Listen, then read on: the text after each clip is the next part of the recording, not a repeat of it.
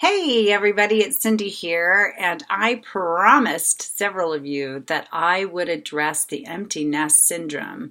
And this seems like the perfect time to do it because I know this is the time of year that kids are going off to college, they're going off to the military, they're leaving home, and you are finding yourself with a house that's emptier than it's been in many years. So let's talk about some of the special circumstances around being finished raising your children in the phase that they're living at home.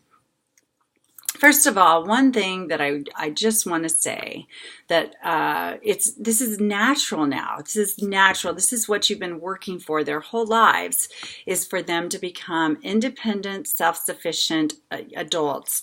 And so it's time for them to go. And it's a natural transition. That doesn't mean it's not difficult for them or for you. And there may be a wide range of emotions flying around for all of you in the family, and that's okay. That's part of it. But deep in your heart, know that this is a natural transition. This is what's meant to happen, and so it's really going to be a positive thing ultimately. So you want to give your children, when they move out, the opportunity to be responsible for themselves. So I want you to, if they have questions about, things in their new environment, give them the opportunity to find their own answers, to gather the information that they need, and to balance the information they're gathering and have them make their own decisions. I want you not to be too quick to, dive in there and think you know what's best, and you might know what's best, but when they become adults and out on their own, they need to learn what's best for them. They need to decide, make their own decisions, and kind of map out what they want their lives to look like, whether you really approve of it or like it or agree with it or not. So it's a time for parents to kind of sit back and not be involved, of course, or not care, but to learn to sit back a little bit and let them be in charge of their lives. Now, in an ideal situation, you've been transitioning this way for several years, actually.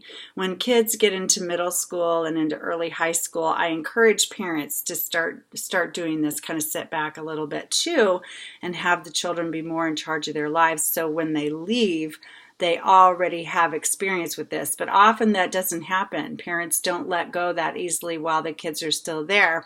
And some of you don't let go easily when they're not even there.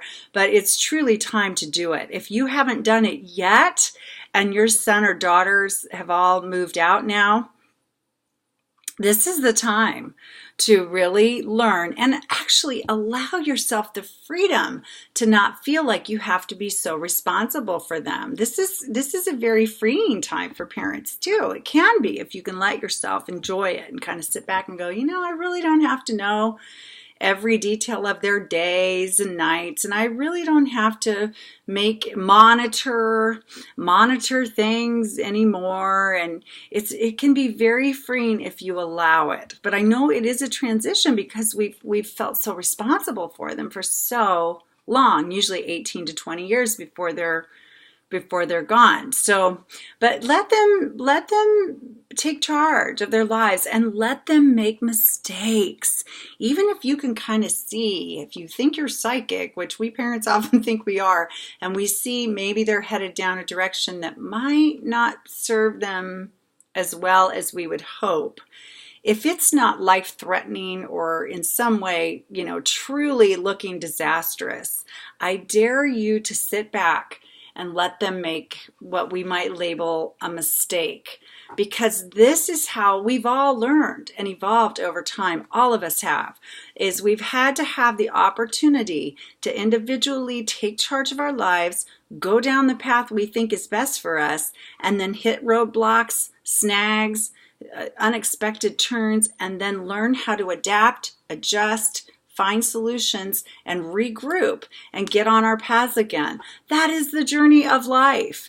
And if we as parents jump too quickly to rescue our young adult children, they are robbed of that kind of growth, and they will be slower to transition well into a healthy, happy adulthood. And all of us parents want our kids to have a healthy, happy adulthood. So part of letting them get there is to let them be in charge and make their own mistakes and make their own decisions. So as usual, you want to take an interest in their life, of course. You want to still show you care and that you're interested in what they have going on. For example, you may visit them where they live, or, meet the friends or whatever, see the new workplace, travel to their new community, whatever, but also give them lots of space. Give them physical and emotional space. Don't be hovering all the time. It's not healthy.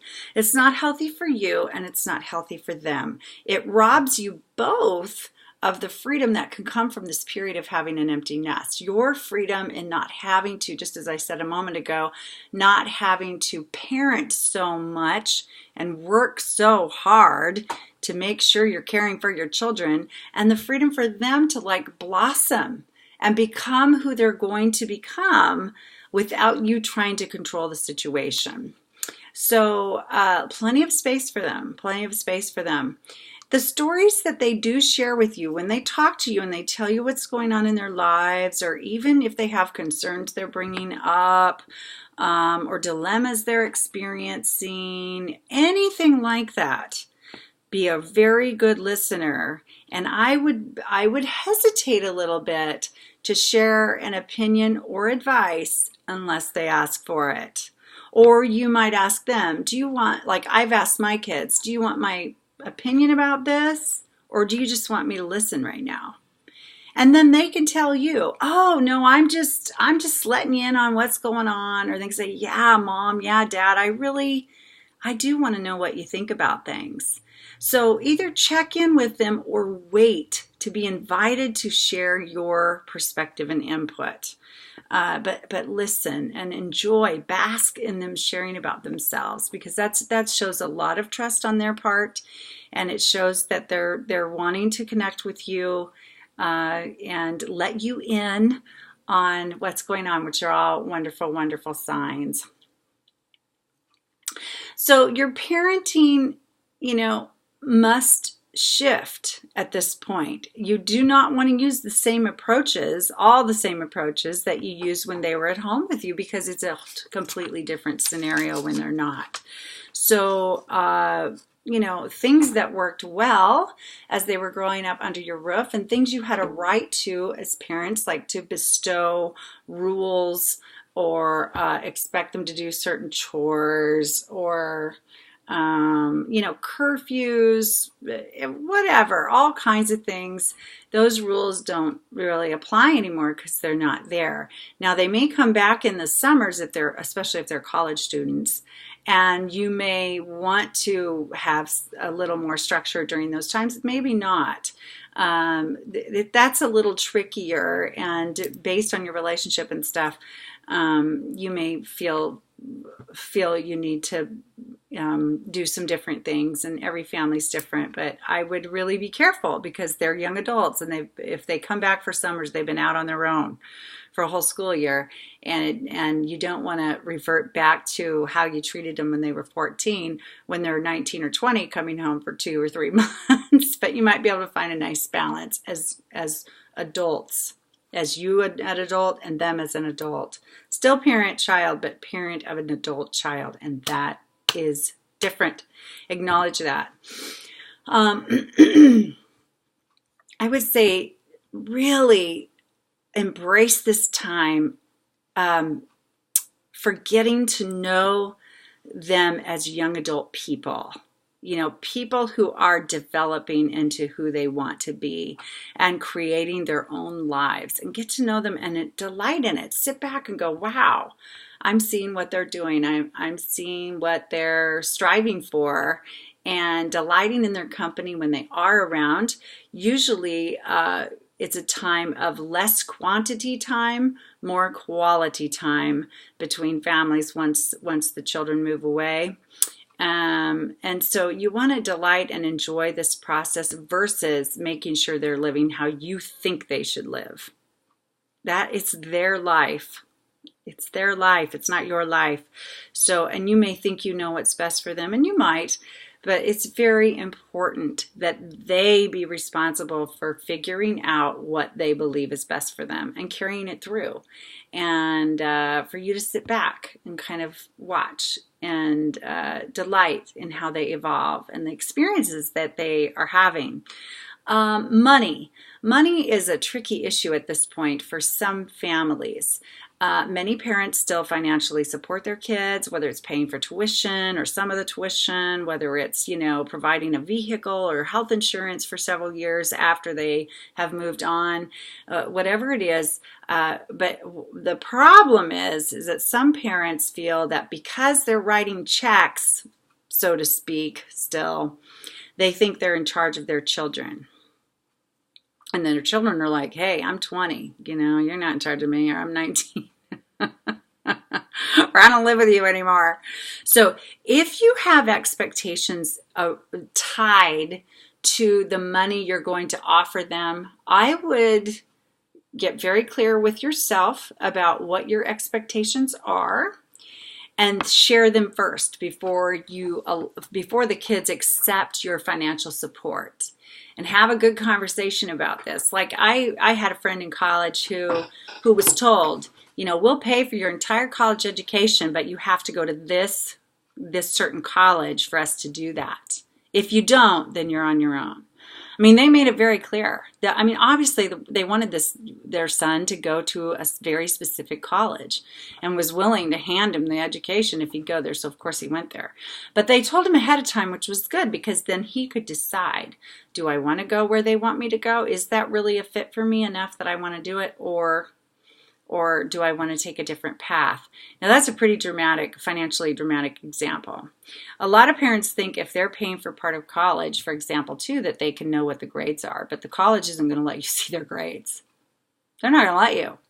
So if you want to I know parents who say if you get for every A grade you get, I'll give you, $1,000 per semester. If it's B's, I'll give you $500. If it's C's, I'll give you $200. If it's D's or F's, I'll give you $0. Some parents do that, and watch what the grades are, then make the children report the grades before they write the checks, so to speak. That's fine. You can do whatever. I'm just saying, if you have certain expectations around the money you're sharing, no matter if it's for college, cars, insurance, phones, any kind of their clothing, any kind of financial support at all, make it clear to them ahead of time. Don't just assume that, if I'm writing the big checks, then I get to know the grades and I should be able to visit whenever I want and they're going to come home every time there's a holiday and they're going to spend my money this certain way or I can choose certain things for them. Be careful. What I've done that's helped me is that I had a plan ahead of time, and I told the kids, I have 2 children, and I told each of them, I have saved X number of dollars for my support of your college education. And so I have X number of dollars for each of you, which divided by 4 years of college is this much per year, and that's what I am willing to give you, period. And I didn't put any parameters around it other than that it was for college education and it was this much each year for 4 years, and then I'm done with that kind of thing, as far as I know, unless I change my mind. I also pay for their phones. I also help with one of the kids' vehicles, insurance and things like that. And I do other little things throughout the years in support. But that's what I chose and what I'm comfortable with my income, my my philosophy about young adults. I feel like they should be partially financially responsible for their lives, at least even in the early years. But I'm also willing to assist with what I think is important, but just a certain level, and then I stop. It didn't matter to me whether, I told them, it doesn't matter to me whether you go to a college that costs $20,000 a year or $100,000 a year. I'm still giving this X amount each year. So you can choose whatever you think, but that's what you're getting from me. That's what you can expect. And that's what I've held to. And they know it. It's very clear. And with that, I don't put any conditions. I mean, I'm not going to give them that money for anything but college, the bigger amount. Just to rent an apartment and go work a job or something, that I'm not going to do that. I saved it for tuition, specifically this larger chunk. And so, but that's just me. And I don't tell them, I don't try to tell them, oh, it's a holiday, you're coming home to me. Or, oh, when you stay here in the summer, now you have to be home at 11 o'clock because I paid for part of your tuition. I mean, no, nope. So what's worked well for me, which I suggest to you, is you find your balance on what are you comfortable with supporting them financially, whether it's zero, you don't have to give them anything, or it's, paying for the whole shebang, whatever they're up to, the trips they're taking, or the college education, or paying for the move to go work a job somewhere, enter the military, whatever that is. But get very secure and comfortable with what you're willing to do and any parameters you want around it, and discuss it with them first and then see where you go. But bottom line is, even if you're supporting them financially, a lot, a little or a whole lot, it's still their lives. It really, really is, and it needs to be. That's what it needs to happen at this time. Okay. Keep in mind that there's differences in our society and culture since we graduated from high school and left our parents' home, and our parents' generation too, big time. For example, people are not marrying as early as they used to. My parents' generation, most people graduated from high school and got married and started having kids pretty early. So 18-year-olds were wives, husbands, sometimes parents in a lot of scenarios, and college education wasn't as popular or needed then. Then in my generation, we delayed marriage and kids a little bit more. College education became a little bit more priority in our culture for career opportunities or whatever, but still it wasn't. Now today it's even more, evolving that way. But life's different for the millennials, the ones that are graduating right now, and they've grown up very differently. And so you want to keep that in mind. It's not the same as when you were 18, 19, 20 years old. So kids tend to be kids a little bit longer these days, a little less financially able to care for themselves as early as maybe we did. And they won't commit to jobs, careers, marriages, kids, things like that as soon in a lot of cases. So that's just something to keep in mind that might affect the dynamics. Okay, for you personally, grieve. It's okay. This is a big loss. You have likely evolved your life around these kids for decades.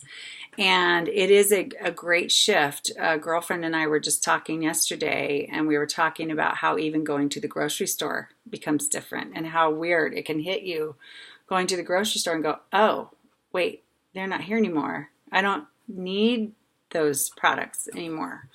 I remember feeling very bizarre the first time I went to the grocery store when I didn't have kids at home anymore, and thinking, oh my gosh, look how little's in my cart, and I don't need half the foods I had before, and it's shocking. And that's just like a little daily task, right? Oh, when I took my daughter off to college in New York, and my son too, a year later, also to New York, actually, I was just flattened with grief, just absolutely flattened. And I had to honor the emotional turmoil of that and let myself just really, really grieve for them and cry it out. I completely changed my life when my nest was empty. I completely did, and on purpose, because I knew I couldn't just go back to the same life, the same house, the same routine without them there. I knew I needed to really mix it up. And so I did. And I had the liberty to do that because I set myself up to be able to do it. So I sort of anticipated what I would need to do. And not everybody's going to do it that way.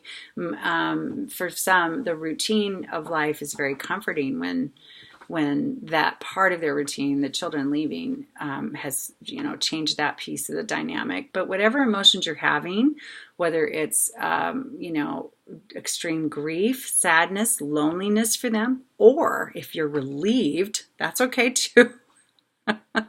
Part of me was relieved too. I'm very close to my children, and they've been very good kids. I mean, we've had a few things come up that have been difficult over the years, but not much.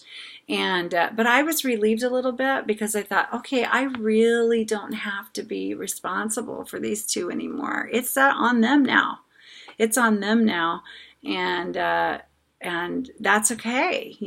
They can handle it, and I can handle letting them handle it. And it's been kind of a relief, honestly. And so be okay with whatever feelings that you have. It's really, really okay. And then the last thing, which is so important, I think this is one of the most important things for you as parents, is to rediscover who you are as an individual.